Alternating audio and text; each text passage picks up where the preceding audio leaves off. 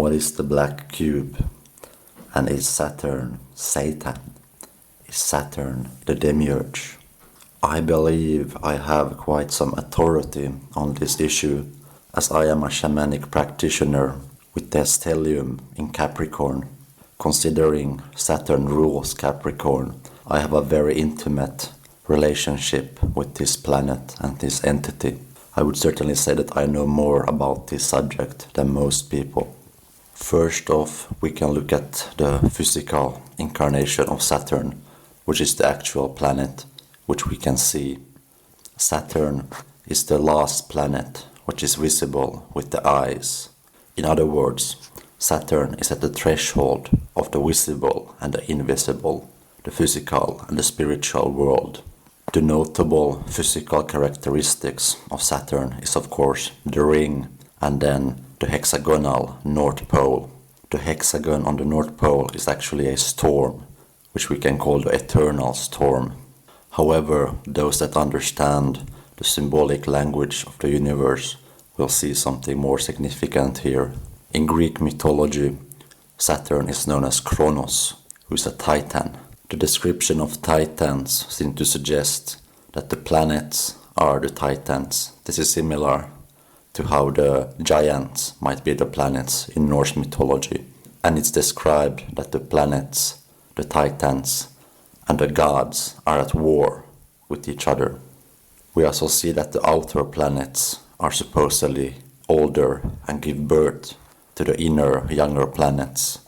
This suggests that this is how divine consciousness is being translated to the means of the planets towards the core of the sun. Kronos is the son of Uranus and Gaia, who is the Mother Earth. Kronos overthrew his father and castrated him.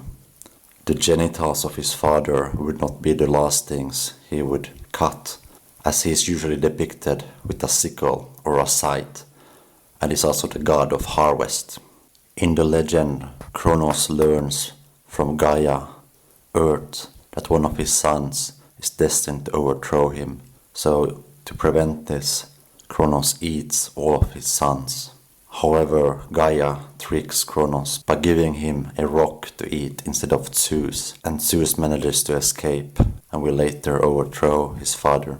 In Roman mythology, Saturn is the equivalent of Kronos. The most important thing here is probably Saturnalia, which is a festival in December and is perhaps one of the biggest festivals in Rome. This was a time of feasting, role-playing, free speech, and gift-giving, quite similar to Christmas in some days.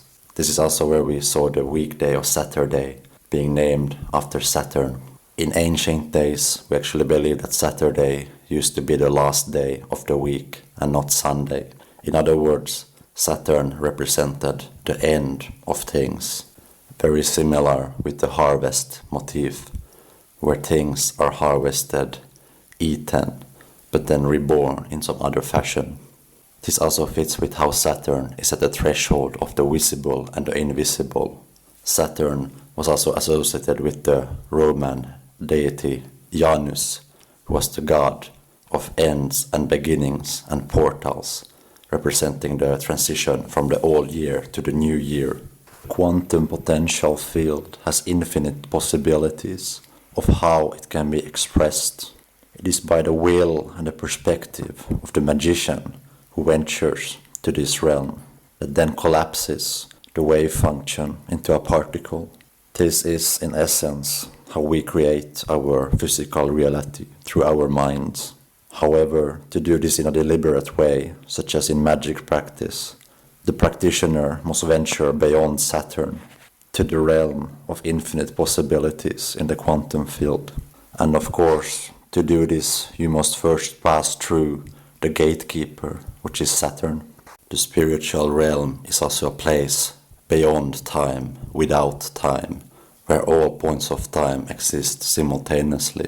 It's only before Saturn, where Saturn has power, where time exists. Similarly, it's only before Saturn that physical form exists. In other words, Saturn is both the creator of the earth element, the physical form, and also the creator of time. These are both restrictions of our true spiritual form.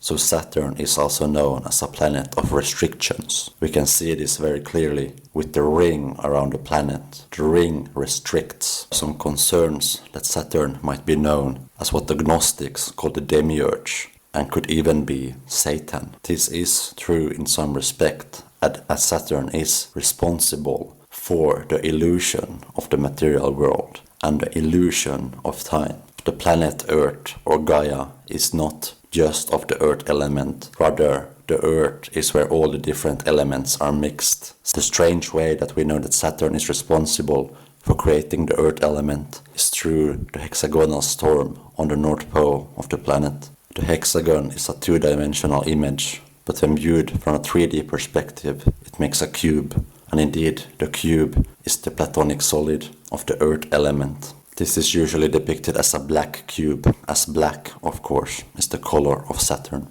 We see some very clear connections with Saturn and the hexagon and the cube, with the Jewish people and their symbolism. Take a quick look at the Star of David and you will see the hexagon. And of course the Jews essentially only read the Old Testament, plus other verses from the Torah. This is made blatantly obvious by the tefillin, which is a literal black cube which some Jewish rabbis wear on their forehead. It really could not be more obvious than this. We also see the same symbolism in Islam, looking at the Kaaba in Mecca, which is a literal black cube which people gather around and circle around. We see a literal simulation of Saturn, where the black cube is Saturn and the people circling around it are the rings of the planet. Mecca is of course the most holy city in Islam, and the black cube here represents the house of Allah. Then the question arises, is the black cube being worshipped, or are these people simply trying to pass through Saturn to the spiritual realm?